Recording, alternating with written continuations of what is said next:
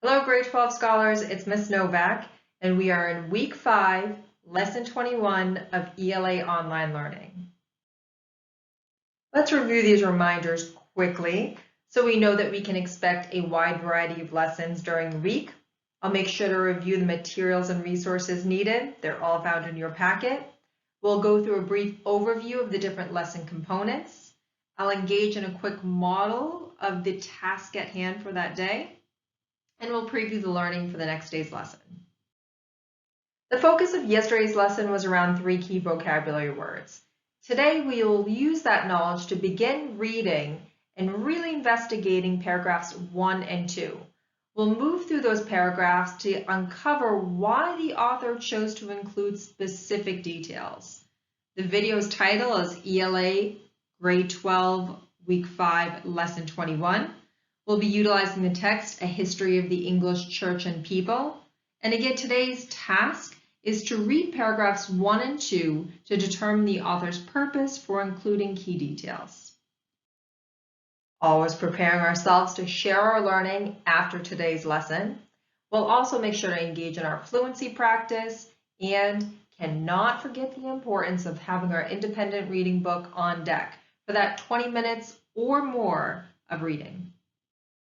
How do we start each lesson? Of course, with something that stretches our thinking muscles. So, without further ado, here's yet another pictogram puzzle. Let's take a look at this image and try to figure out what words or phrases this conjures up. Pause this video if you need a little bit of extra time, like myself. Think of what word or phrase this brings to mind. I'll reveal in the next slide. Answer is cliffhanger. Hanging by a cliff, hanging on a hanger, hanging on. It's a cliffhanger. I can't promise you that this week's reading is a cliffhanger, but I can promise you that it has a lot of useful information and you're well on your way to becoming an expert in British history after reading it. Material for today's lesson can be found in your learning packet. Lesson 21 is on page 69. Your note catcher is on page 70. The text is pages 64 to 66. And of course, we have a pencil or pen or something to write with. Note that these days I'm carrying around a highlighter. I think it's really important to really invest ourselves in our annotations, especially when the text seems a little bit foreign. This is a really dense text, like I mentioned before, so it'll be really important to make sure that we document all of our questions and annotations in an organized and maybe colorful way. This week's focus is for us to really delve into the early history of Britain. So again, we're reading a history of the English church and people. This is just an excerpt from a work as a whole. The author's Bede. We translate this from Leo Shirley Price. Again, good luck to us if we try to read the first edition, right? So we are reading now in language that is suitable for our study. Our essential question is, what does it mean to call a place home? And of course, our guiding questions, what makes a place important enough to write about? Again, what makes it important enough to write about for the author, right? And also, in what ways is home both a place and a state of mind? So we'll move into these questions and revisit them throughout the course of your learning. Today's lesson is all about details. The learning target for today is, I can identify details in a text and use them to determine the purpose of key sections.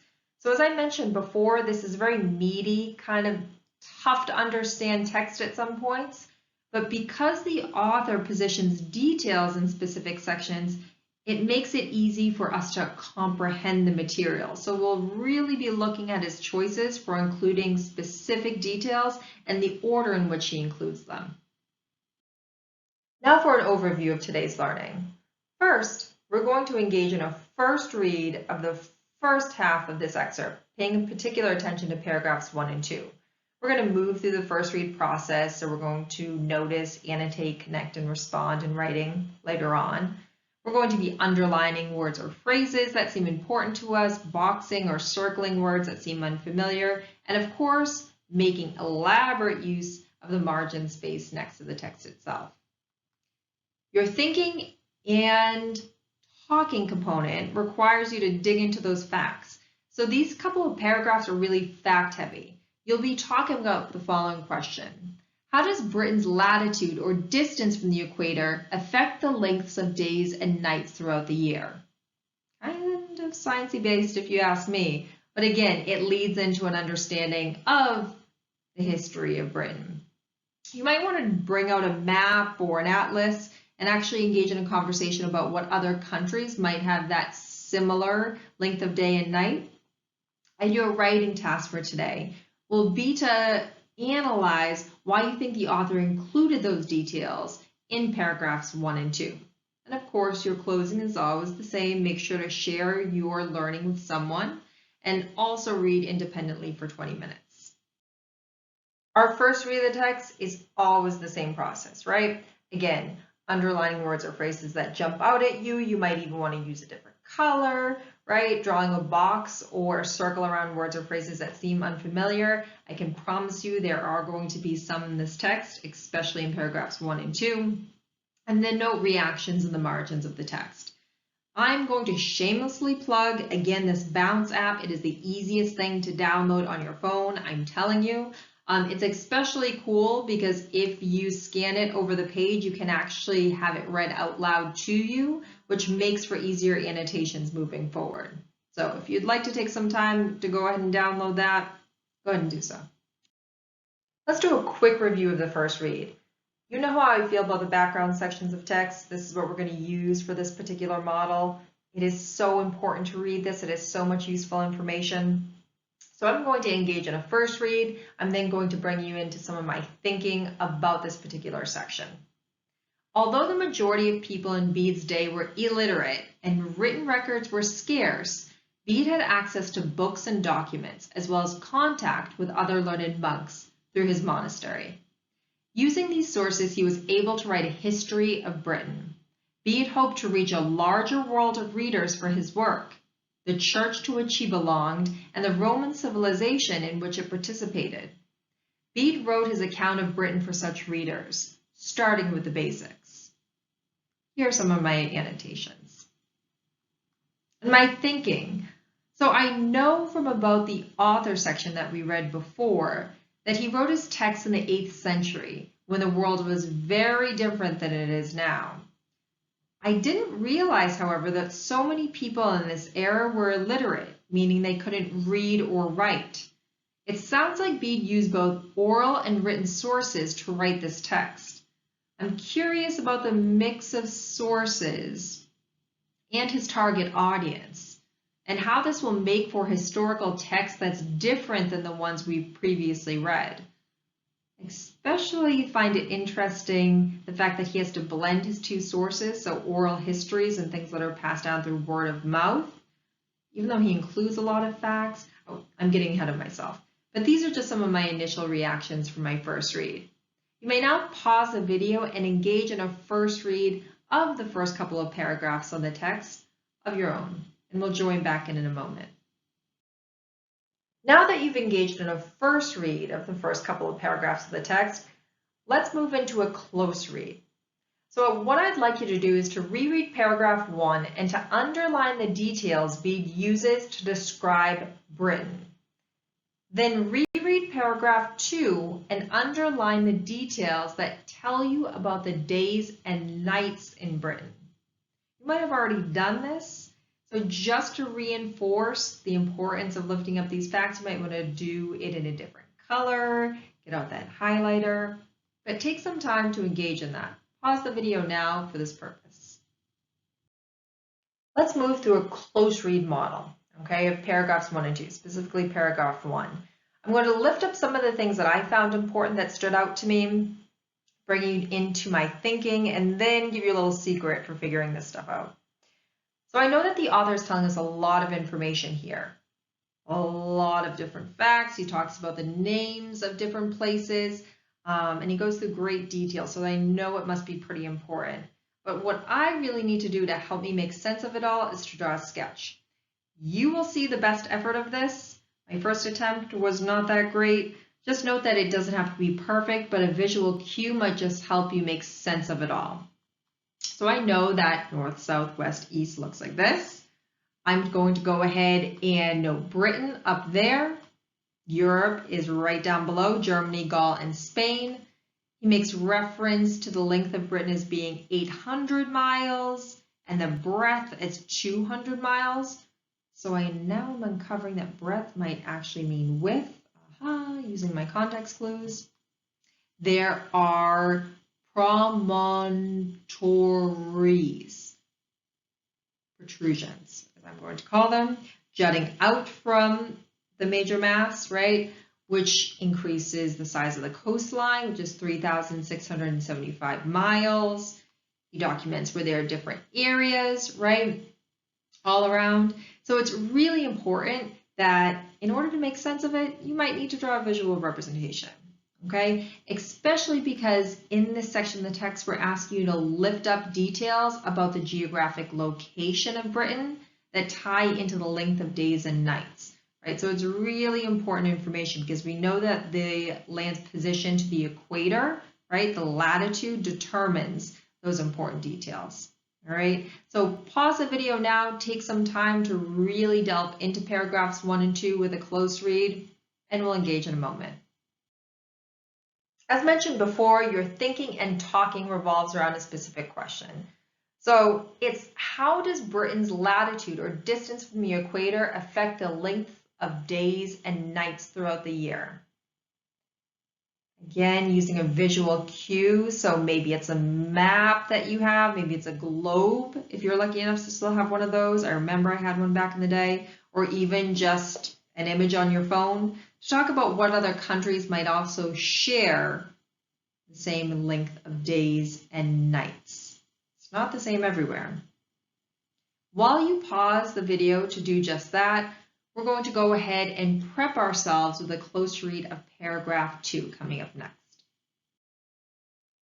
As you can see, my close read of paragraph 2 is pretty intense. I don't think that there's anything that's really not important, especially as it relates to the length of days and nights. So I'm going to give it a go and read the paragraph in its entirety. Since Britain lies far north toward the pole, the nights are short in summer, and at midnight it is hard to tell whether the evening twilight still lingers or whether dawn is approaching. For in these northern latitudes, the sun does not remain long below the horizon at night. Consequently, both summer days and winter nights are long, and when the sun withdraws southwards, the winter nights last 18 hours. In Armenia, Macedonia, and Italy, and other countries of that latitude, the longest day lasts only 15 hours and the shortest 9. Well, that's a lot of variation. What I gather from these annotations, if winter nights can last 18 hours, that is only 6 hours of daylight. Bede compares this to countries that are further from the North Pole, or at a different latitude, which have longer days in the winter. Can you imagine only 6 hours of daylight? Woo. In this next little point, Bede describes summer days and winter nights as both being very long due to Britain's northern location near the North Pole, right? So traditional days that you might think there's a equal distribution of daylight hours and nighttime hours, this is not what we're experiencing in this piece of writing. Also, in Britain, the nights are short in summer. The author describes midnight as looking like either dusk or dawn, both of which have light. They are not pitch black like we usually envision midnight to be, right? These days, we have a lot of artificial lights going on, so some people might argue that it never gets really, truly dark. But in this instance, it really is because of the position of Britain to the equator, right?